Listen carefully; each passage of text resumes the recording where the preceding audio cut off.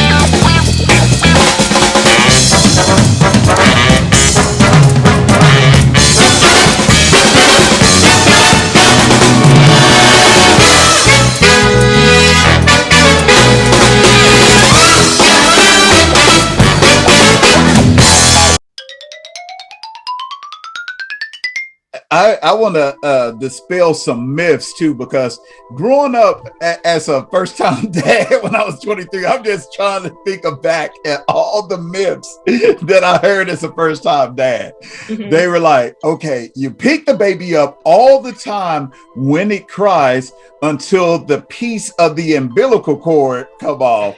And then they said, but then when that comes off, you can let the baby cry for like 10 minutes at a time. Like, so, I just would listen to or they'll say like weird stuff like put a half dollar on the baby navel so the baby navel won't pop out. It's like I heard all of it.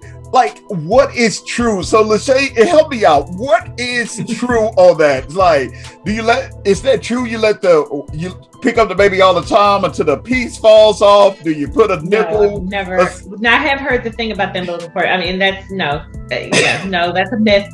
And picking the baby up, babies need to be picked up. And I get that often where people will say, well, I don't want the baby to be spoiled, so should I just let the baby cry? And I'm like, and I'll make a joke out of it, but in the hospital, I'm like, man, well, you're rough. If you went to a whole nother city, let me put you in Paris or put you in, Moscow, somewhere. And I try to take them somewhere far away, maybe a city, Moldova, something you don't know anything about, you don't even know where it is. And I just dropped you off and said, you're going to get about 2 hours of help. And after that, you're a big girl, you're on your own, and so helping them, that illustration of you don't know the language, you know nothing about this new country, you don't even know where to go. So this is the baby's new environment. The baby was in the dark, in water, connected to you 24/7. So there's a lot of things that a baby has to learn, and immediately, and we're doing a lot to them in the hospital. We're touching them, we're drawing labs, we're doing hearing screen tests. If it's a boy, he's getting a circumcision. I mean, there's so much done in 2 days. All these weird parents prior to COVID, right, are in their face. Hi, they're meeting all these new people. They're only used to their mother, and now they have all these new people holding them, breathing on them. I would probably cry too, like, oh, who is this person? And who is this? And that? What are you doing to me? So they cry, right, because they're trying to get used to their new environment. So I try to use a lot of illustration, like riding a bike, and I'll kind of joke with mom and dad. Man, are you going? Goodness, if he falls off the bike after the first try, are you going to let him get back up and try again? So like with the breastfeeding, they may need to, so give them some time. If they're crying, it's because they want you to give them some time to adjust. And I'm glad you're telling it, because sometimes Dad Cypher, we have a lot of young dads, and I'm gonna say, as a young dad, I was very hood. And as a hood dad, I was told just I was like, once the umbilical cord fall off that piece, let them cry. So sorry. So I want to publicly apologize to my first one, Jay. Yeah. I just thought that was the thing to do. I was like, hey man, you got to get used to this world, bro. Chop it up, man.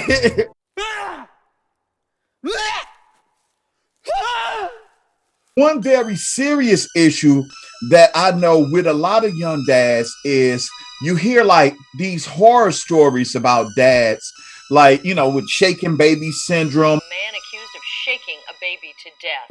Prosecutors played the video today in the 13 days in which Daniel Sanzoni also twisted and squeezed his baby son, breaking his ribs and legs. All of that kind of stuff.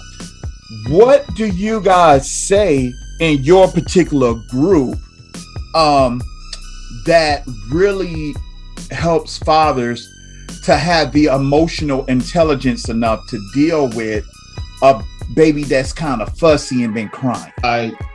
Information with the website. I have information. I have an actual it's an actual piece on there on how with the baby crying and so forth, and letting them know it's okay to take a break. It's going to happen. You know, it's better for you to lay the baby down, take a minute to gather yourself together. If you got to call somebody, I provide the number.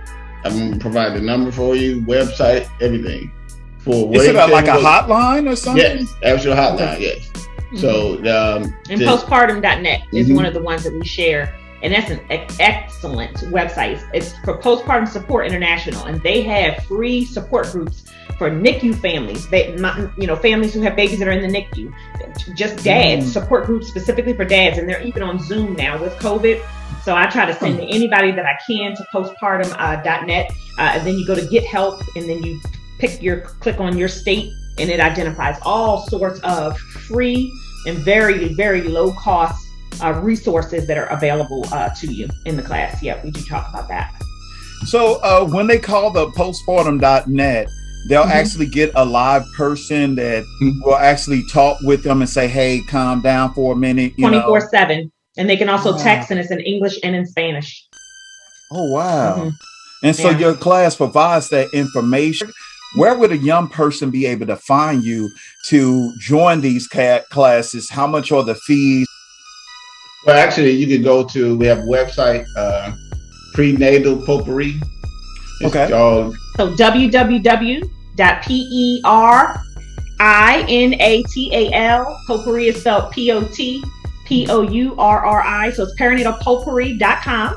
Right. They can we do have a page on Facebook. They can go to the Perinatal Potpourri page on Facebook, or you can contact me. My name is Jason Haynes.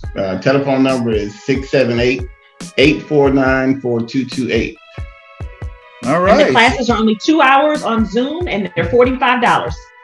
Okay, and it's actually an all men's class. Yeah, it's an all men's class. So it's a number of men. My wife does tune in on the end when we do a question and answer session. Right, ask the nurse kind of thing. So I'll come in to ask any nursing questions they may have. If I'm a father and I want to support the mother of my child, notice I said, fans, mother of my child, not baby mama. I'm trying to go away from that. Mother of my child. If I'm trying to go and support the mother of my child, what does support look like? Because I think a lot of the times we as men, we don't really know. Like, we're like, hey, I came to the doctor visit. What more do you want? So what is it? What else do we need to do? Yes, and so that's a great question. And I would say the first thing that I would do is, get to really learn your partner, because, so that you know what is their love language, right? Have you read that book of the 5 languages of love? Is quality time, right? Something that's really important, or is it deeds, acts of service, or deeds? Like you said, for some people, going to the visits may be enough. Having to take off work and make time to come to the visits, if that's being allowed now with COVID. Some of the offices are opening back up to allowing that partner. Some people, they see that as right? Love, because it does take that extra work for them to be able to maneuver their schedules to be able to do that. For somebody else, you may want to ask if that's not feasible. Maybe the dad is out of town, or maybe there's a 2-hour distance between the two of you. That's just not going to happen, right? You're not going to be able to get to every single appointment. It's okay to ask, what else, what can I do to support you, right? Because that answer, I'm going to tell you, throughout the pregnancy is going to change, right? What they may need is support. I think that's the biggest thing for them to remember.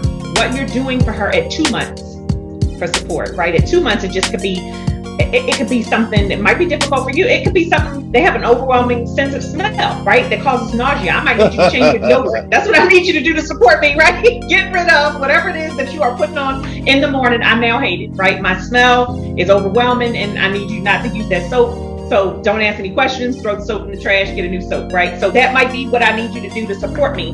Because I'm thinking, I'm carrying the baby and I'm nauseous 24/7. All I'm asking you to do is change your soap as much as you like it. Right? You know what? I got upset with my wife at the time. It wasn't about cologne or soap. But the thing is, I try not to eat like beef. And so I make a lot of ground turkey.